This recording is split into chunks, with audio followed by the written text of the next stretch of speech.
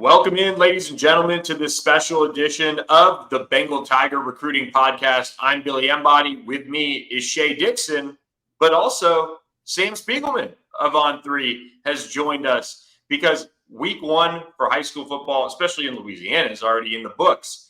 And Sam is one of the guys that hits the road, racking the miles up along the interstate there to get around and see a lot of these guys that LSU's either got committed, is targeting, or they very much have on their radar. Sam, welcome to the show. Thanks for coming on. Anytime, guys. Thanks for having me.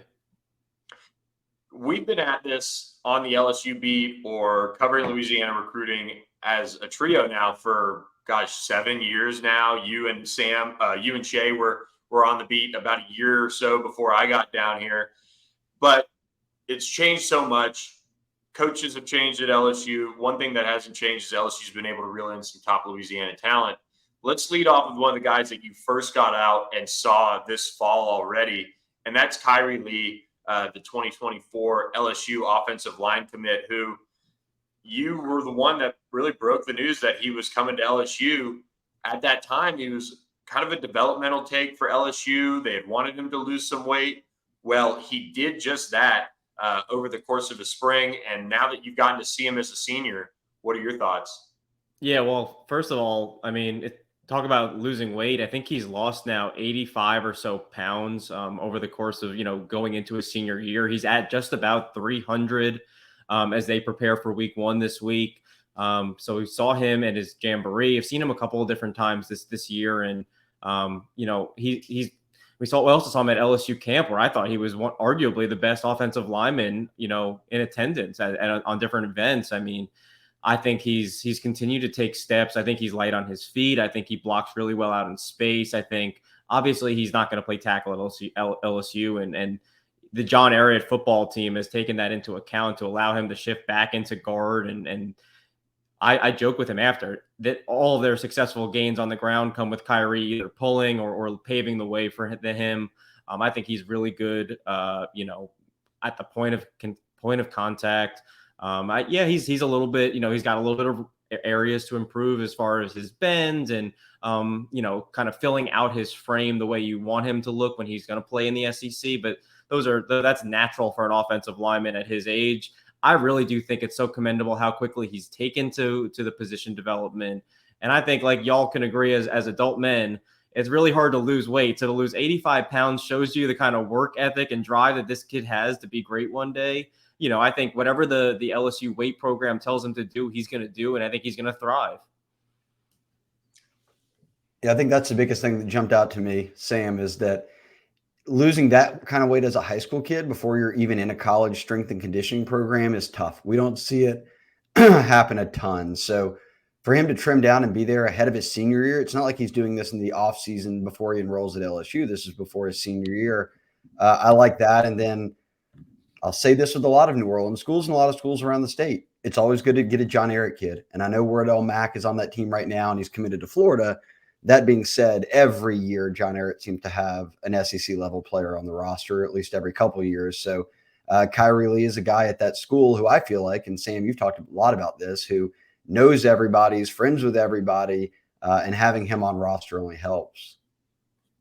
Yeah, this is the kind of kid that, he committed midway through his junior year, got it out of the way very early. I didn't even entertain other schools, really. I think other schools like Mississippi State and Texas and Florida State all were kind of poking to gauge his interest. And he's kind of become one of the, like you said, one of the leaders of this class. He's one of the guys that LSU wants. He's a guy that wants to be at LSU, that wants to kind of thrive in this environment, has dreamt about it, taken no, BS routes with his recruitment. And I think the staff has embraced him, and Brad Davis loves him. All the assistants love him. I think he's one of the guys that you would possibly regret if he left the state. So I think it's a good get for, like Billy said, a developmental lineman for sure. But I'd bet on him more times than I wouldn't.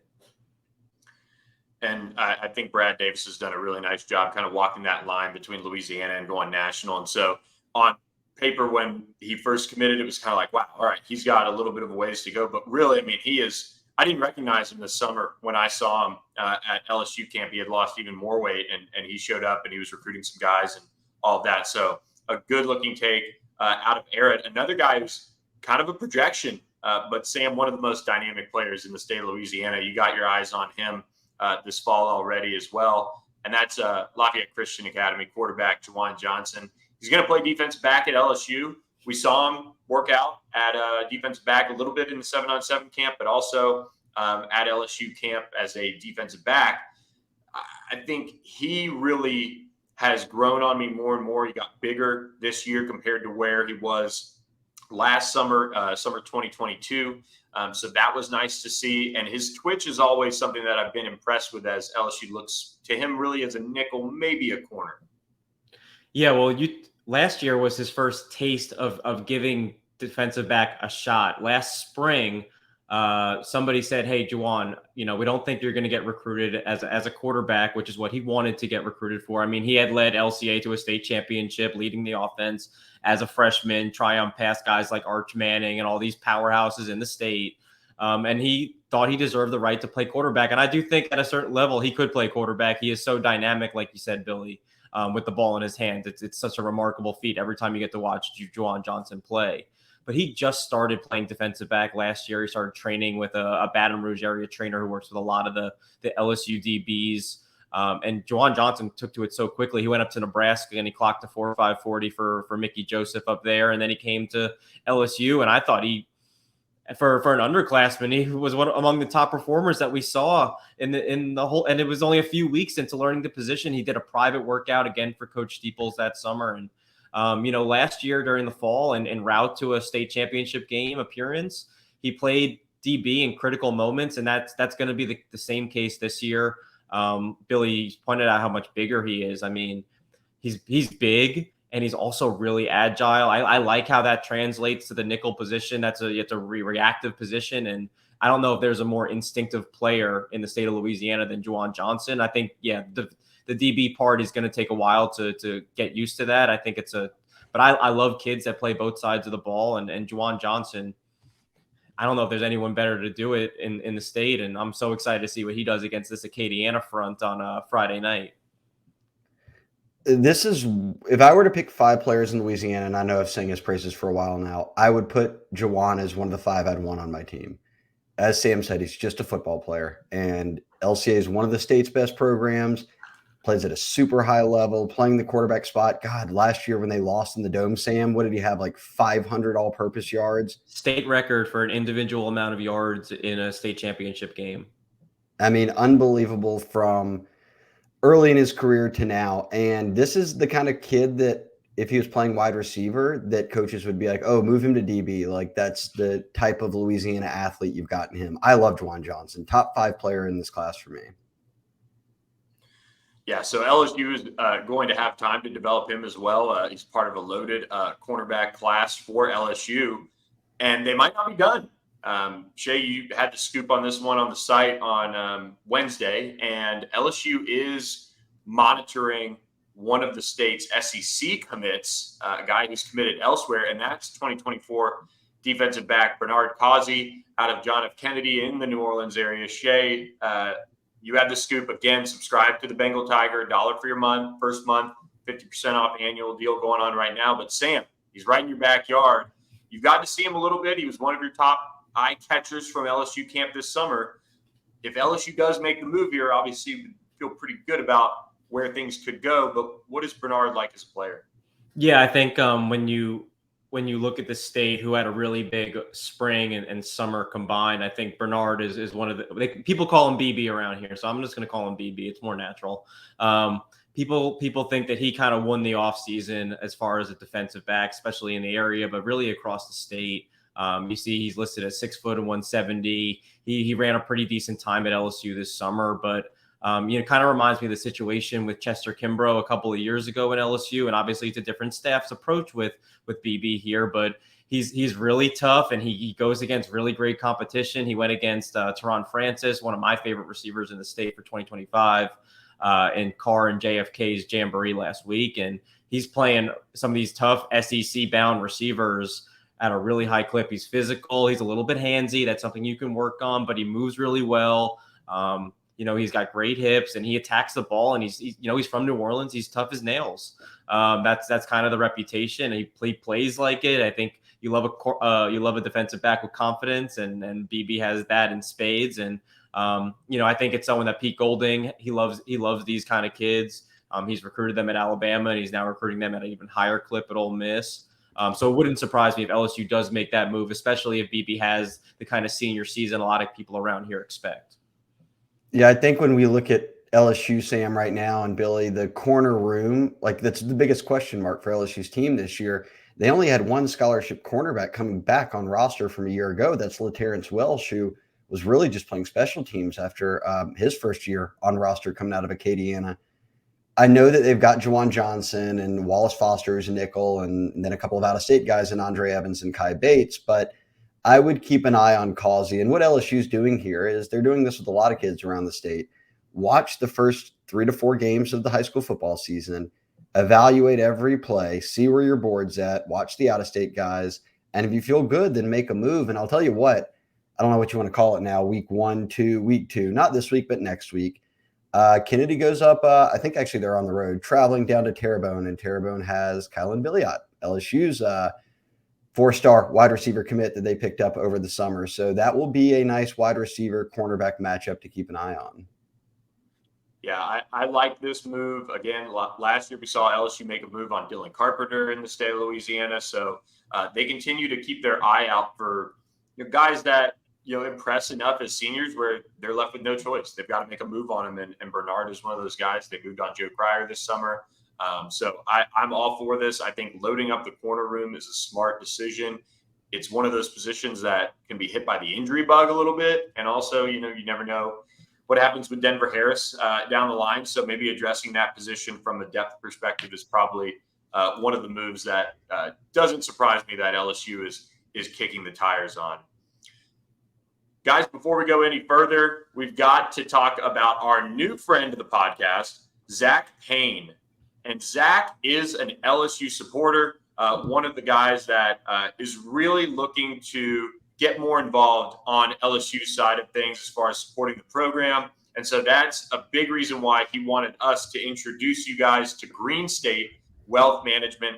You can contact Zach at Zach Payne at greenstatewm.org for your wealth management, financial planning.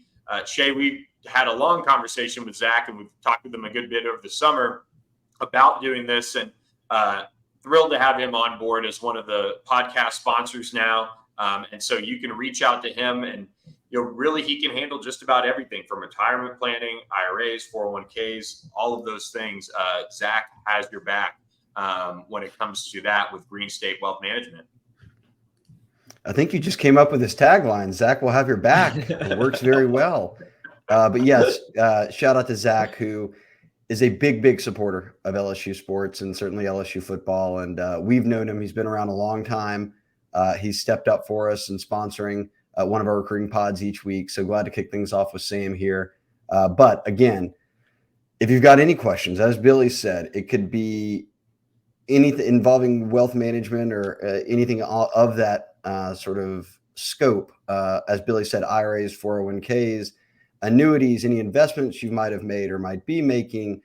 He does all of that sort of financial planning that goes towards retirement, and is heavily involved in that as well. So we will we'll talk with Zach more and more as people start to reach out to him and get involved and kind of see where this goes. But yes, if you've got any sort of wealth management questions, and it costs nothing, just reach out to him and see what you guys can get set up. Yeah, so his contact info is on the page there. If you're watching on YouTube, we'll also have it in the YouTube description link for you guys to reach out to Zach Payne. He's Iowa City Tiger fan on the board if you want to shoot him a DM. So reach out to Zach.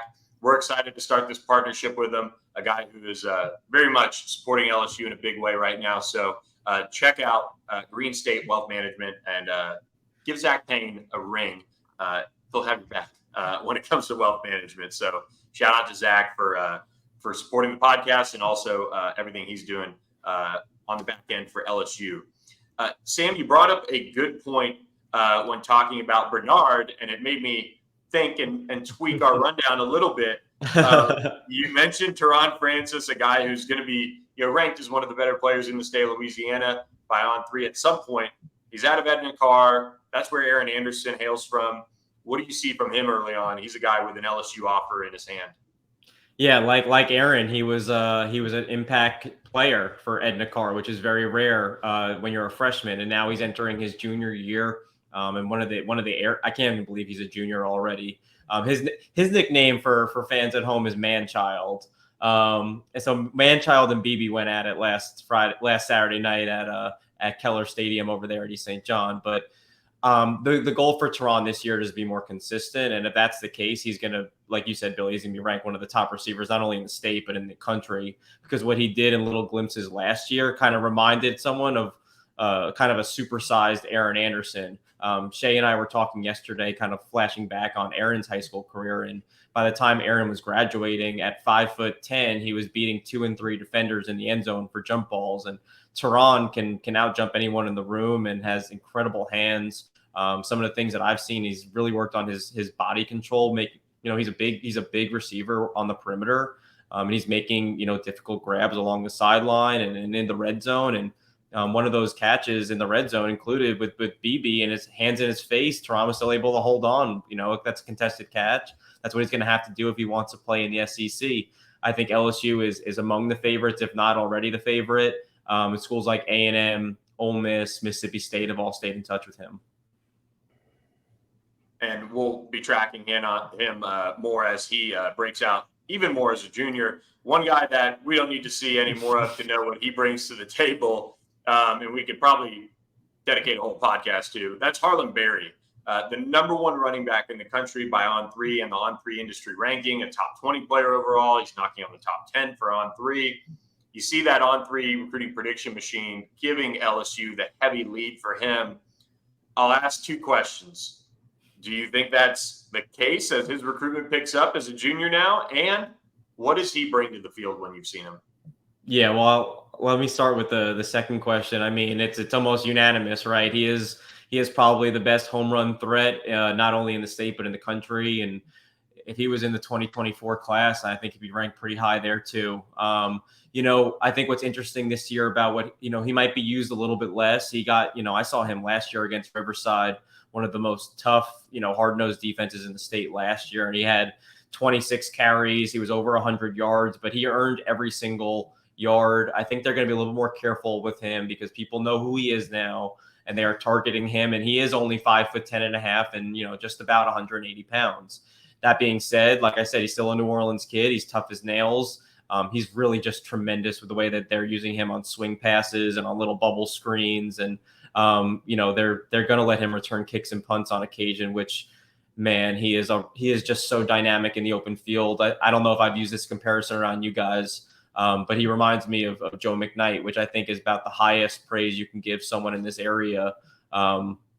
And he's just a junior. So the sky is the limit. As far as his recruitment, Billy, you already know that my pick is on LSU, and I think LSU is of course the team to beat. But that doesn't mean that this recruitment is far from over. I kind of asked him if he was nearing the finish line. He's kind of seen a lot of schools, and we know that he has kind of publicly called LSU the favorite. But I think that he's just going to really dive into things from a national standpoint now this fall. I'd look for him to get out west to USC. I'd look for him to get out east to Penn State potentially. We know that Texas, there's a lot of confidence in Austin. They've obviously hit a couple of home runs here in Louisiana over the last few cycles. And Florida, we know his relationship with Coach Luke over there. But do I think LSU is a team to beat? Yeah, I think everyone is still trying to close the gap on Harlem Berry. I don't have much to add there. I think he's the best. He's probably the best running back. I think when the dust settles, will be the best running back to come out of Louisiana since Fournette. That's my 2 cents. Elite. Yeah, I think it's game breaking, and also you posted something on your Instagram, Sam, him catching a little pass and just turning it into a huge play. I think that's something that as LSU's offense continues to develop through the years, getting those running backs a little bit more involved in the passing game is something that he can really bring to the table. Gadget players are kind of, all the rage in a way, but to have that from the running back position, whereas, slot, you could kind of show that or think, people might know it's coming a little bit more, but to get him into the screen game, get him out on swing passes, I just think he's got a little bit of everything. So he's going to be fun to watch over the next couple of years, without a doubt. If you want to feel old, Shea, I do. Harlem's favorite running back growing up was Leonard, of course, which is, of course, why Frank Wilson is leading his recruitment. Frank led Leonard's recruitment so long ago. So, yeah, when Harlem told me that was probably the oldest I've ever felt in this line of work. I guess he probably wasn't even born to see like Justin Vincent or someone be his favorite LSU or Louisiana running back growing up. So, yes, the times are changing. We're getting older, boys. I will say, too, Charles Power, our national director of rankings and scouting, through the Jamal Charles comp on Harlem Berry, which I love. I think that's a very great comp. If you want to know what kind of player a kid like Harlem Berry might end up being. Yeah, he's I think it's funny seeing these guys that, especially you, Shea, since you've been covering LSU since you've been in school, Jai Eugene Jr., has come up and all of that. So, Drake Kirkpatrick Jr. just committed to Alabama. We are now in that time where, guys we've covered one round already, we're going to end up getting their kids. Just wait till you see the next name on the list, Billy. Well, but it's a little different. They're siblings. Brandon LaFell Jr. is coming up in Houston in a couple of years. He'll be in high school soon, so get ready for that one too. But for those recruitniks that were around for Dylan Moses, Keelan Moses is coming up now, and he is one of the state's top players, a guy who's clearly in the top 200 for On3 overall, a top 15 linebacker nationally. He does a little bit of everything for U High. You were just out there to see him. What did you come away thinking on Keelan as he gets into his junior year?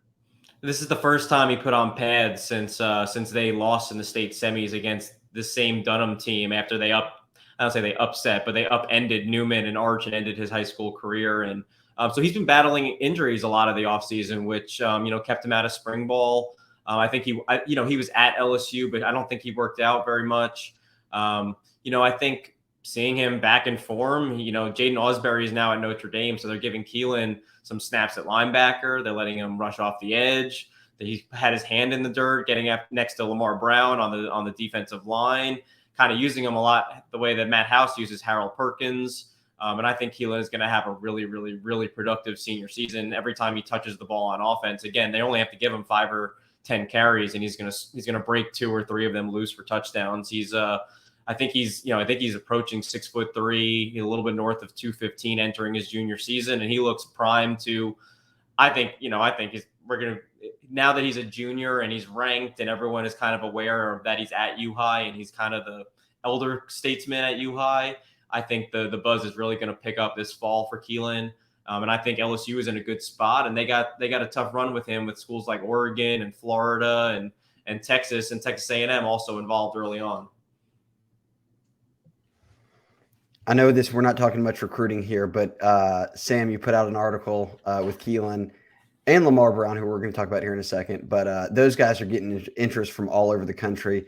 I still feel very good. I don't always say this about U High kids, even though it's on campus. And in fact, that's a reason. I think a lot of kids who go to U High their whole life start to think, oh man, do I want to go to college on the same campus that I went to my entire elementary through middle school and high school, school days and then high school playing days. I feel good about those two. Keelan Moses and Lamar Brown are two that I think that LSU would have to stumble in a big way not to get. I agree. Yeah, so we'll be tracking that one. I'm excited to see how he does the rest of his junior year. But, guys, we're going to kind of wrap up with 2 of the best in 2026 here. And one of Keelan's teammates is Lamar Brown, who, you see it there on YouTube if you're watching, top 10 prospect, number 1 interior offensive lineman. But are we about to witness a war over which side of the ball he plays at the next level? I know LSU's already jockeying for position. I think that's a good battle to be had. The last time they did this was Dar Rosenthal. That ended up being all right. Man, I really like him on offense, man. He's really productive on the defensive line, but I think that's because he's just naturally so strong and powerful and athletic and agile. But I think for a lot of those same reasons, he's really impressive. He's playing right tackle at U High. hey, I think he could be a right tackle or the number one interior offensive lineman in the country. He's so, I mean, for 6 foot, 260 pounds, he's very light on his feet, but he's also enormously powerful. He said he kind of, pointing out that he doesn't really have much positional training, and everything he learned was from Brad Davis this summer. And if this is how productive and dominant he is as a sophomore with just a few camps worth of knowledge, I'd be floored to see what, getting into an offensive line coach's meeting room and seeing what his ceiling will be, because he's tremendous. And I personally like him on offense, but heck, I just want him on my team.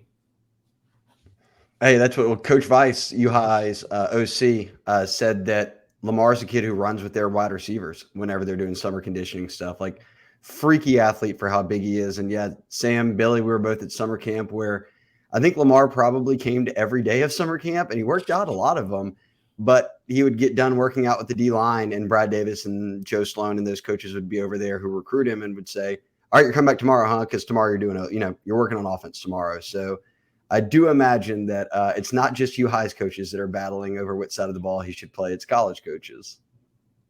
Yeah, I think he can do it either way as well. I think the big thing that stands out about him is he carries 260. I think that might be the updated weight we have on him, but he carries that so well. I mean, he looks real trim no matter which way you slice it. Just a really good kid, too, off the field. He's in terms of LSU, he's a guy that fits what Brian Kelly's trying to get into his program, guys like him, Keelan Moses, and others. But just a really fun guy to talk with, catch up with, and he's going to be one of the highest recruited guys in the state of Louisiana. And you talk about 2026, Jakeem Stewart's in there as well. That battle for the number one spot in 2026 is going to be a fun one. A guy who does want to stake his claim to being the top player in Louisiana is ranked as a top 10 prospect nationally on the On3 industry ranking, and that's Blaine Bradford at Catholic. You saw him early in fall camp, so we haven't seen too much of him in person as a sophomore yet, but he's one of the best guys that you could ask for physically already this young in his high school career. The 6'1" and the 195, I think, was when I created his profile last summer when I went up there when Shelton was getting close to his decision. Blaine is checking in at a very tall, a little bit north of 6'2", just about 200 pounds, playing safety for Catholic. I think he might grow into a linebacker. I don't know what he is, but he's one of the hardest hitting straight line defenders that you will see. That Catholic secondary is absolutely loaded. That defense is always going to be good, but that secondary, Blaine's older brother is a 2025 cornerback who's about 6'1", 185 pounds, who's having a really, really good offseason. He picked up a Vanderbilt offer. And I wouldn't be surprised if LSU looks at Jacob Bradford down the road as well, based on his junior season. And Blaine, man, he can cover, he can hit, he takes direct lines to the ball. He's very instinctive, and a kid that I don't know what position he grows into, but kind of like what Billy said, positionless football is all the rage, and he's a guy that you can put in at the second or third level of your defense and know that you're going to have a physical presence on that. I think we talked about this at camp. You mentioned, Sam, like at summer camp when they're doing 7-on-7 or any of that kind of stuff, like Keelan Moses was there, but he wasn't working out that day. So he's kind of just hanging out with everyone. Blaine Bradford was doing the same. He could have easily mixed in with LSU's DBs, and you would not have known he was a kid, not only in high school, he had just finished 9th grade at the time. I don't know, like, you'd have to jump to the Dylan Moseses, the Fournettes, to go to kids who at that age look like he does. So between he and Jacob, the Bradfords are going to have quite the recruiting run here over the next couple of years and then next few years. Yeah, no question about it. As always, Louisiana producing plenty of talent. Sam, we're going to have you back later this season because I know you're going to be hitting the road seeing a lot more guys. We'll get your intel on those guys later in the season. So thanks for joining the Bengal Tiger podcast, the debut for you here on the pod. Thanks for having me, guys. I'm excited to get back. So thanks for listening to this edition of the Bengal Tiger Recruiting Podcast. We will catch you guys next week with another edition. Football is here. LSU kicks off against Florida State on Sunday night. Be sure to be tracking it all on the BengalTiger.com. Again, just $1 for a month to join, 50% off annual subscriptions going on right now for kickoff. Can't wait. Hope you guys enjoyed this edition, and we'll catch you next time.